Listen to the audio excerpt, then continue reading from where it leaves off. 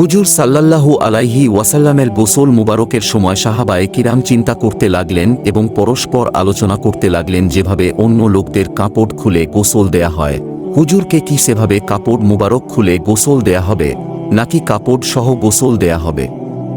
এ বিষয়ে আলোচনা হচ্ছিল। হঠাৎ সবার উপর ঘুমের আবির্ভাব হল এবং সবার মাথা বুকের উপর ঝুঁকে পড়ল।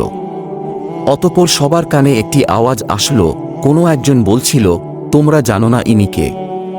সাবধান, ইনি আল্লাহর রাসূল। ওনার কাপড় খুলবে না, ওনাকে কাপড় সহ গোসল দাও।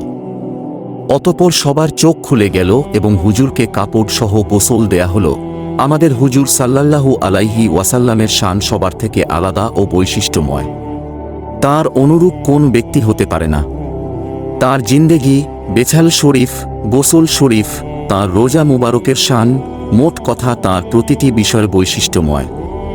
কোন ব্যক্তি কোনো বিষয়ে তার অনুরূপ হতে পারে না,